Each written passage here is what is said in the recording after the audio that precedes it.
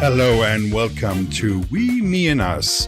We are delighted to have you here as we dive into the exciting journey of leading, coaching and transforming organizations in our rapidly changing world. I'm Pierre Neis, your host and agile coach. I'm truly passionate about sharing real-world insights with those eager to create meaningful change. At We, Me and Us, we're all about exploring new tools and perspectives that inspire impactful transformation. Let's embark on this journey together.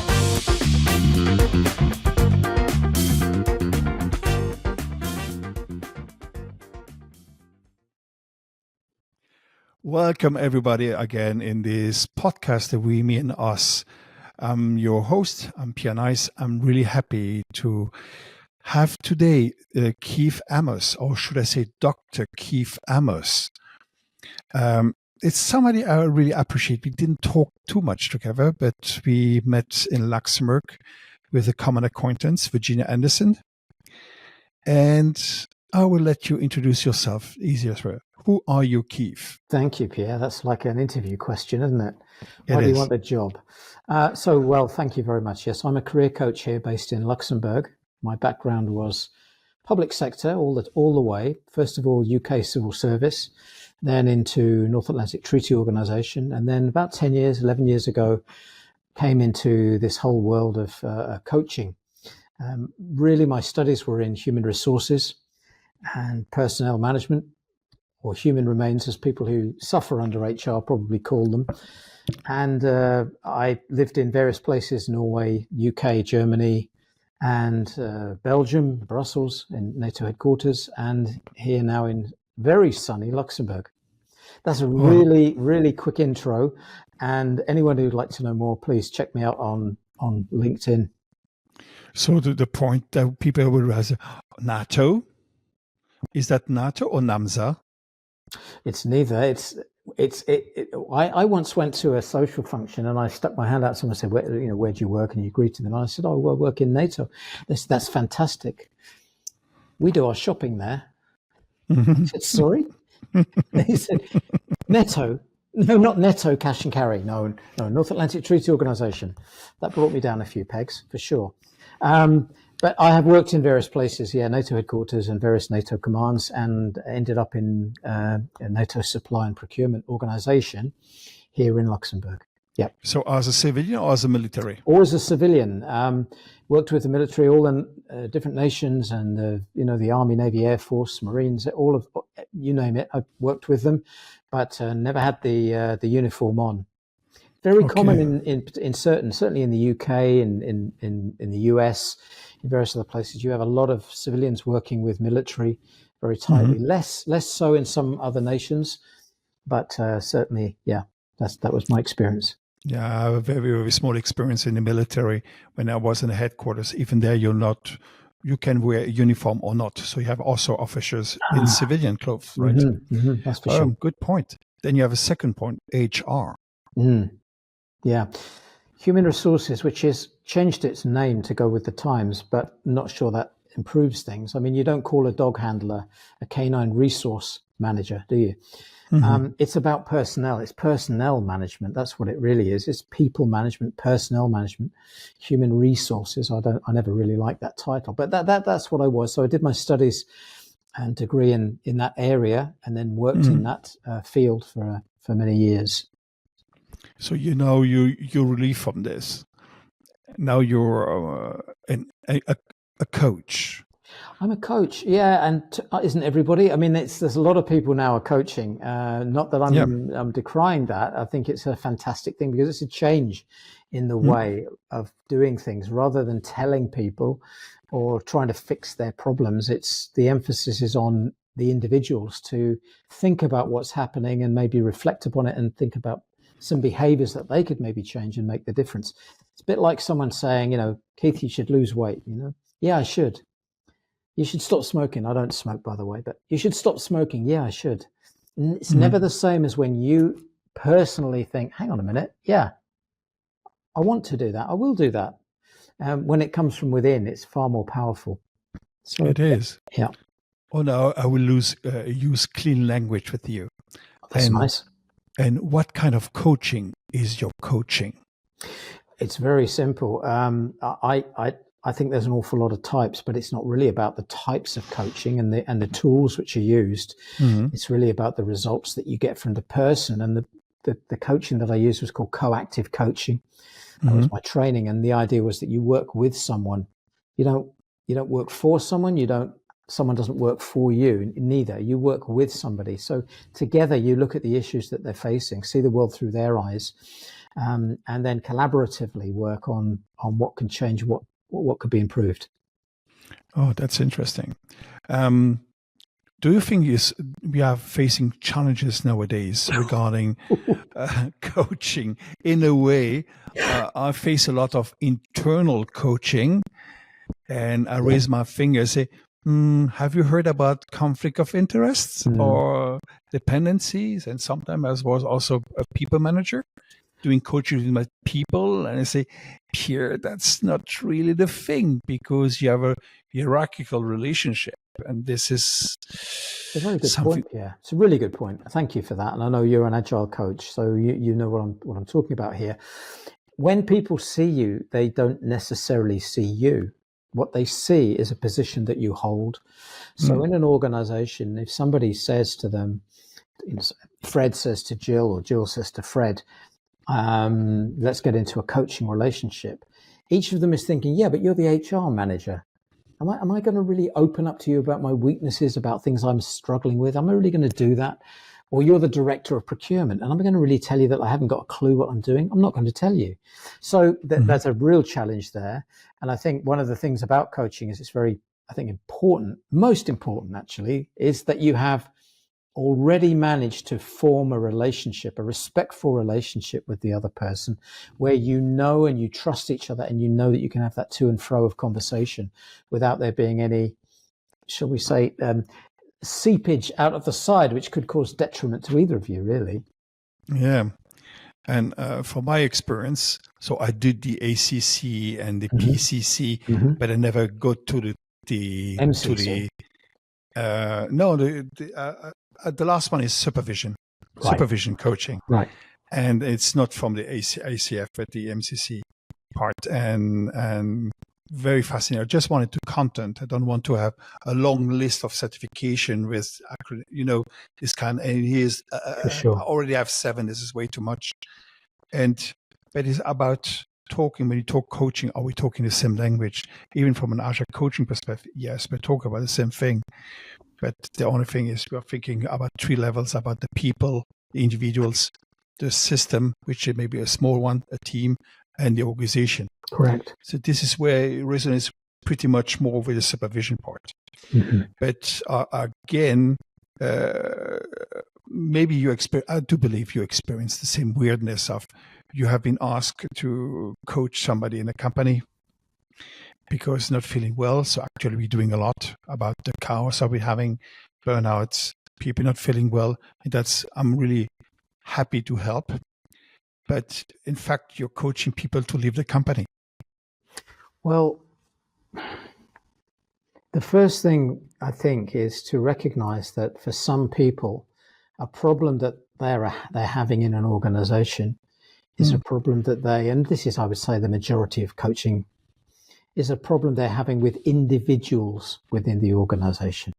Now, it can be the culture of the organization, it can be the work they're doing, but the majority of times, I think it's the problems they are having with individuals. So it's an interpersonal issue that is often really at the heart of it.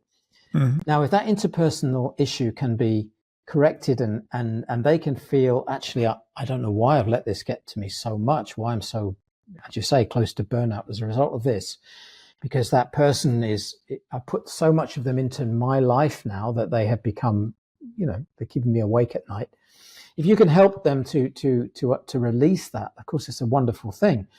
If it's not going to happen, you're right. There is no other answer, that they have to be kind of like cat and dog separated. Now, whether that means moving somewhere else in the company, in the same organization, or they may decide, it's time for me to go. It's an outcome that can happen.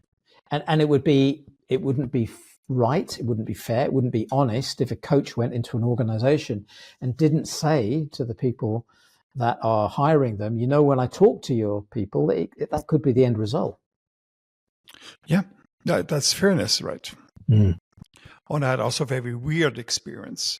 I had somebody wanted to be coached by myself. And in the first interview, you say, okay, with what can I help you? They have an attention deficit disorder. I say, okay, this is, so I'm reaching my limits, right? To say, that's no longer coaching part, right? This is something else. Yeah. Then I find a way to avoid this. I say, okay, so usually in Audi, we're working, you're planning the next meeting. And that lady forgot to plan the meeting. So I was happy and unhappy in the same time. Mm-hmm. Mm-hmm.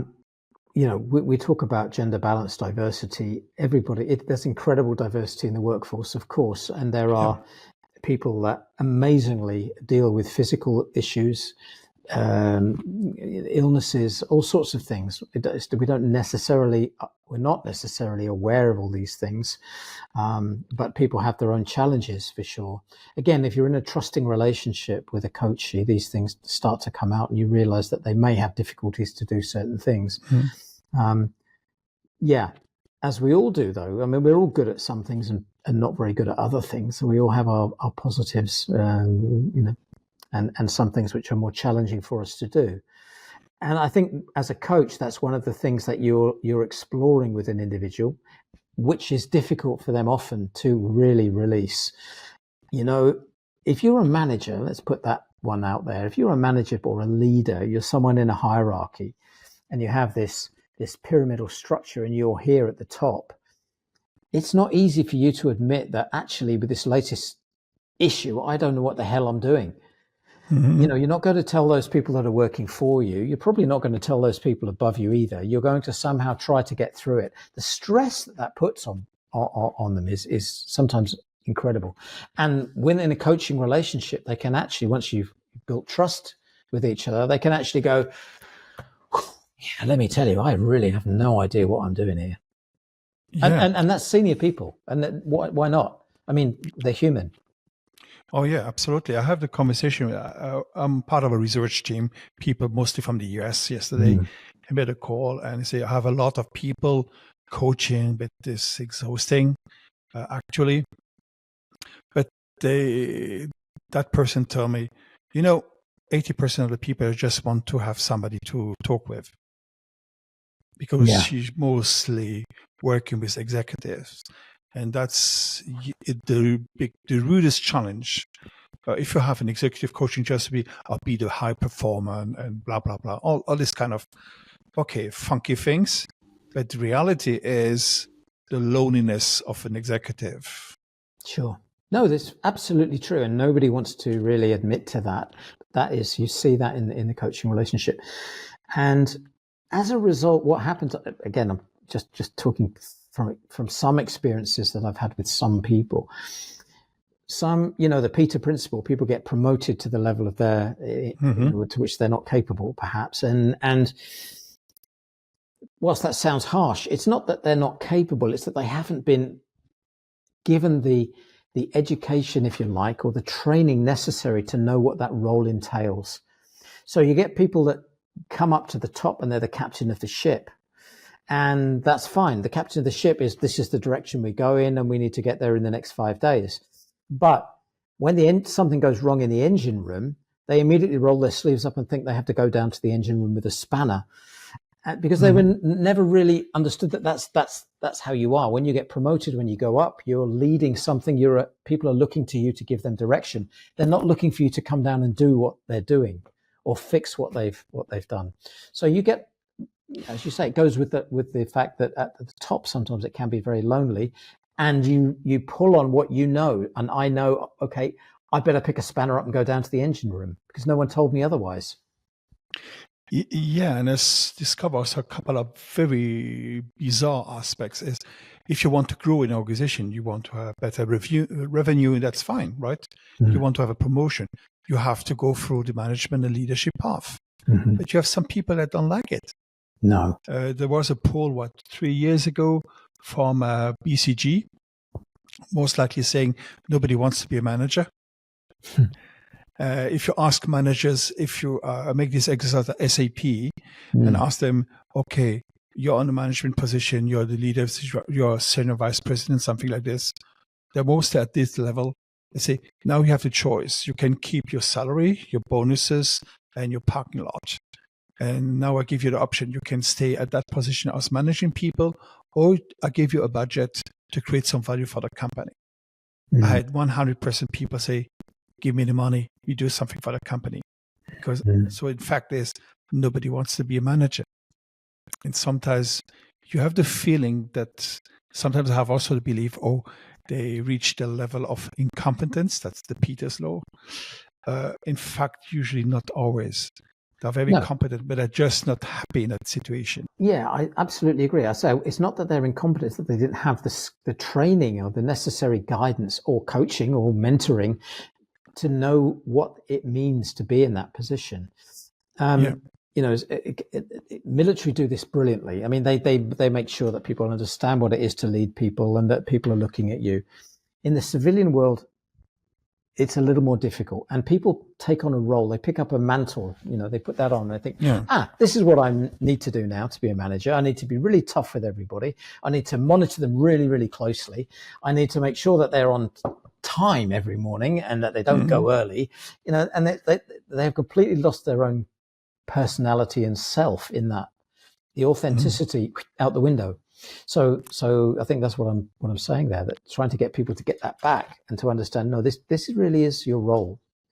That's and fascinating. The little secret to that is not a secret. It's treat other people the way you wanted to be treated. Look back at the great managers you had, the good leaders, the people that you respected and admired, and say, what did they do? Why did I feel good working for them? And am I doing that type of thing now for the people that work for me?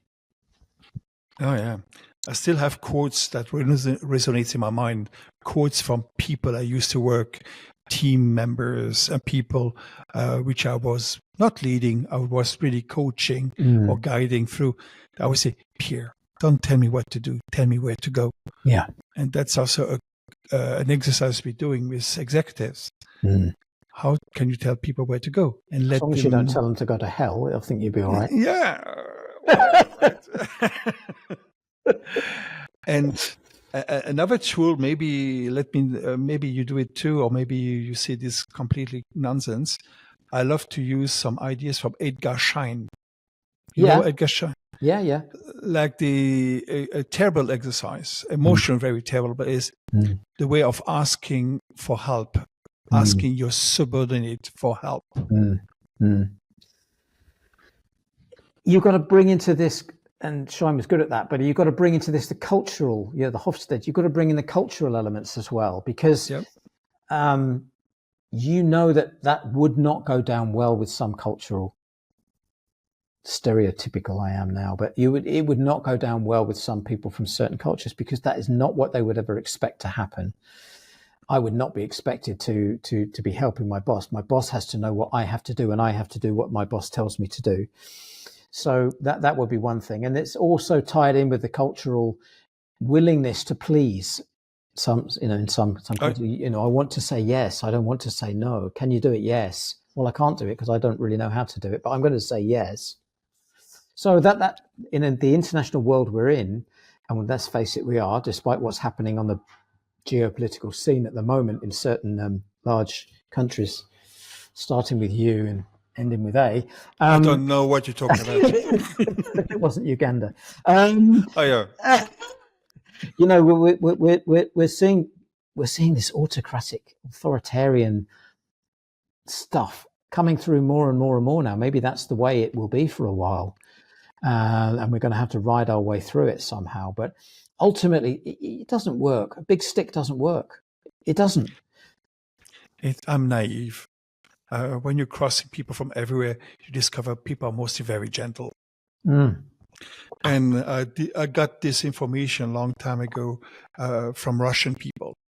or say, oh, why did you elect Putin? Oh, this is a strong guy. And there's a lady, she's living in Brussels since 20 years. You're smart. Why are you saying strong? And then you're electing strong guys because just people do not care any longer about politics. So it's interesting. If the majority, I mean, we will not talk politics, definitely, and people are not interested in our views. Other than the fact that had the majority of those who didn't bother to vote voted, the chances are that it would have been a very different result in the US. More people couldn't be bothered to vote than those who did vote for what happened. Anyway, we won't go into that because there's a lot of other factors, and a lot of promises were made which are not being kept, I fear. No, I cannot do it because I'm living in Switzerland and we are neutral. Ah, you're neutral. Then it's fine. But we have your money, but we are neutral. That's true. That's true. All the gangsters. No, sorry, gangster. no, I didn't say that. Oh, we have also a majority of anarchists. So it's a very land of freedom, very interesting. But in fact, is what you're saying, I got a lot of cultural backfires because of my own stupidity. And like backfire from Swedish people, Norway, when they come with authorities, they ask you for help. Yeah, okay, it's common sense for us. I know you've been around a while and lived in different countries and mixed with so many different nationalities, but do you find that's mixed you up in any sort of way? I'm British, I'm an Englishman, but I'm also a Luxembourger. Yeah. Does it sort of mix you up in any way? No, I'm proud to know where I'm coming from because I'm a bastard. So I grew up on the German border. My dad was German. The village have German culture and the German's dialect, but officially I'm French. I was the French for the Germans. I was the German for the French all my life. Then I say, I don't care. So and usually I say I'm French German to explain people where is my weird accent coming from. And but no, I know where I'm coming from. That's why I'm very comfortable everywhere. But I'm fascinating about people. When you say I got another negative backfire, when we say in Morocco, when I explain, oh, we don't need leaders, we are agile now, happy, come embrace the new way. You see, and I lost everyone because they were the pride of the whole family to become a leader, a manager. It was the career path, and you're good and proud. I'm coming with your Western European jargon, completely wrong, slapped in my face. And you say, oh, I'm sorry, you're absolutely right. And because you understand. So when you say cultural factor, oh, yes. So actually my teams, I do online things. I have teams from the same company, from Russia and Ukraine and Bosnia. And I was the most uncomfortable. For them, there was just the colleague, right? And I say, you're so right. I'm so stupid. And then, yeah. Well, we're people. We know that, as I say. But where it goes when we forget that is a very, very dark path, I'm afraid. And then we look for, let's say, certain people are attracted to the idea that you need to look for people that are like you, and that makes for a homogeneity, and it makes for an extraordinarily boring place to be. I think if everybody thinks an accent is the same as you. So yeah, we learned that. Think about a team full of Keith Amoss well, and me that in a would team be okay, of course, full of team of Pierre Neis says, oh that my would God, be wonderful. it will be awful. Awful. Would be a lot of nice. Just the name, right? I always say I'm paid to be annoying. I will have a team just full of annoying people. But no, diversity. Yeah, it's the key. And young, old, gender. You doesn't care. You have to care this week about the Muslims because don't ask them too much because they're doing the fasting. Yeah. So then you understand why they maybe behave differently. That's okay. And then that's the only part, and the rest is absolutely being aware, being respectful, understanding is really important. There's no doubt about that. Pushing too hard in any direction is not so good. So that's why it's a good exercise to be a coach. You're not allowed to push anyway. But that's true. But we are nudging. I'm a nudger, right? Nudging all the time because this is a little bit you can influence. If you nudge too hard, you have to step back and have to say, pardon, I misbehaved. So you have to understand how far, sometimes a little bit nudging, just hey, try this out. And one of the interesting things when you're coaching is that you're working with emotion much of the time, and you know that you can hit a certain spot with somebody that you can see from their bodily reaction. This is not something that they either had thought about or recognized in themselves before. Yeah. And holding that space as a coach and being able to be quiet and listen and just let them absorb and understand what it is that they are discovering about themselves. That's a very difficult thing, because we're as humans, we want to fill the space. Mm-hmm. When someone's in silence in front of you, people who are not coaches will know this and see this as well in a meeting or in a circumstance where someone's in front of you, you've said something and it goes quiet and nobody's filling the space. Your body wants to fill that space. You want to say something. But it's in that moment when someone is reflecting, when they're actually thinking about something, that's the most powerful. That's when they're bringing something from the depths up and going, oh, hang on, let me look at that. What do you think about that, Pierre? Oh, absolutely. It rings a bell. Now here I have a disclaimer from our German colleagues. You see, it's not all about the silence. So when people are reflecting, then you have silence, because they love to use, now we make silence. And you have to, has to be in the flow, right? Absolutely. This is very tricky. Dancing in the moment it was a lovely thing that I picked up during my coaching training. Dance in the moment. So whatever's going on in the moment, be fine with that. Let that happen. Not easy. Not easy, particularly, having been in human resources all my life, it was someone comes to the door, they normally have a problem. And it's your job to fix it. Money hasn't been paid, allowances, promotion didn't happen, whatever it is, it's a problem. And you're thinking, okay, now how do I fix it? How do I fix it? And the transition from that into coaching, where it's, well, let me help you to think about how you can fix that, is a big one. Yeah.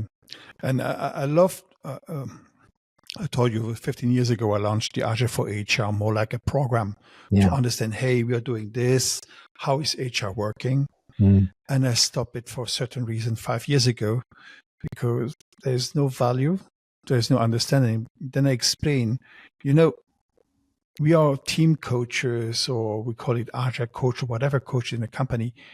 If I discover that my coachee has something else that is not on my plate, like we mentioned before, maybe an illness or really bad behavior that needs to go maybe to a therapist, maybe even in psychotherapy, I have to be able to come to you and address this. Hey, can you help this person? I believe is this. So please have a list of maybe people doing this.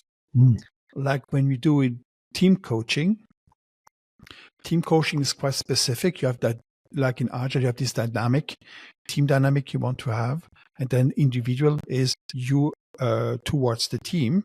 But sometimes it's personal. You cannot handle. I have to be able to go to HR and say, hey, I have John who needs a bit of a different support. Do you have somebody who can help John? It's always John, isn't it? That's typical. I don't know what he's always that trouble. John Doe. That's John Doe. That's the one. Yeah. One of the mistakes that very many people make, and having been in HR, is that they forget, understandably so, that it's a management function. Human resource management is not there for your benefit. It's not a welfare service. I mean, it was in the old days of Cadbury's, when it all started off in the 1800s. But now it's not. It's a management function. Therefore, if management is under a remit to make savings because whatever's happening, they need to cut by 20%, HR is instructed to make that happen. That's not an easy role to be, because you are in front of people who are upset, crying, being made redundant. There's a natural wanting to help, but actually, it's always, you have to be brought back. You're the management function. You're to make sure that things are done fairly and well, but that's your job. And I think that some people in organizations who look to HR to help them are very, very disappointed because they then find that HR has not really helped them. They just kind of recorded the incident and said, not much we can do. So I'm shooting my HR colleagues in the back there in a way. I also would say that there are many incredibly professional and really hard-working, kind people in that profession who are trying to do their best. But all I'm saying is that when all is said and done, the human resource management body is responsible to the general manager or the CEO and then the board of directors for achieving what they have been set as objectives. And that's not always going to be very pleasant. Yeah, so as a takeaway of this session, we can say Keith and myself are keen to coach HR managers. I would love to spend some time with HR managers. I don't know whether this is the right way to say that, but I know, having been one, you talk about loneliness. It's pretty damn tough to be a human resources person when you have to deal with some of these things. And it would have been good in my earlier career to have had, I did have some great mentors, but it would have been good to have had someone who could come in and say, I'm not going to coach you. I'm going to actually help. I'm going to mentor and work with you and understand the problems that you're facing. Yeah. Yeah, that's a very good point. I faced a lot of things in conversation. Mostly what came up is, what is your job as an HR manager? I say, my job is to hire and fire people. And usually I'm the first to come in the company and the last one. Switch the lights off. Yeah. And they're not laughing by saying that. You can see the whole pain, right? So, oh my God. So it's painful. It's a painful, a lot of pain. And here's the short thing. If you're in human resources, God bless you. But if you're in human resources now, when someone knocks on the door, I guarantee they're not going to open the door when you say, come in and go, thanks so much for paying me this month. Oh, yeah. That's not going to be the issue. So the only one exception to that, funnily enough, and why I got into coaching and training, which I do as well, was that was an area where people genuinely gave you positive feedback. Grateful. Really, thank you for that course. I really enjoyed it. Thanks for recommending me or for putting me on it or for sending me there. So you did get, yes, that's good. That's good. I'm getting thanked for something here. So it was nice for the ego, but also it was motivational. Oh, lovely. Yeah. So I thank you for this call. We reached the 30-minute bar. Under the control of somebody I won't mention here, but it was episode number 2, and that we don't make it too long. So no, for I think 30 minutes will be great for everybody listening. They'll probably do about 5 actually. Yeah, Keith, very, very stupid question of mine. What would you like to do to change the world? Well, they know that's the biggest possible thing. I don't think we can give the usual plaudits. We'd like it to be peaceful. We'd like it to be safe. We'd like everybody to love each other. That is not going to be the case because it's not the case in the animal kingdom. So it won't be the case in the human kingdom. We are animals, perhaps you would say. But I think the best we can do is to accommodate each other and to understand that we all have strengths and weaknesses, and you don't know what the other person's dealing with when you're dealing with them. Maybe I can rephrase my question. I will quote Steve Jobs here. I'm sorry. What kind of ding would you put in the universe? What kind of ding?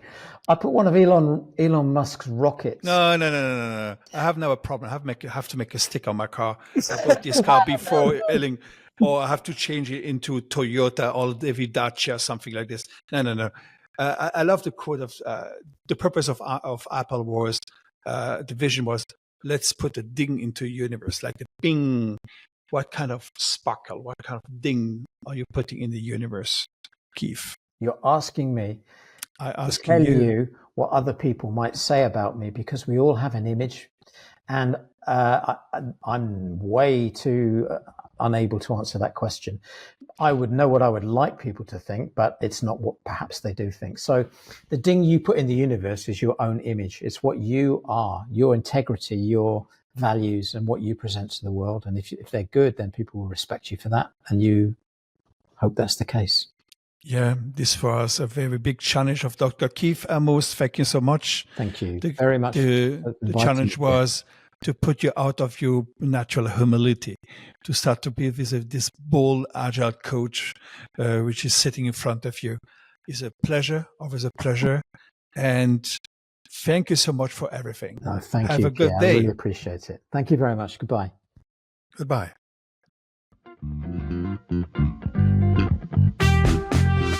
Thank you so much for joining us at We Win Us. We are excited to be on this journey with you as we support your growth as a leader and change maker, helping you build resilient and agile organizations. If you enjoyed this episode, we'd be grateful if you could share it or connect with us on social media. And if you or someone you know has valuable insights to share, please reach out. I'd be thrilled to feature them. Until next time, keep evolving and stay inspired.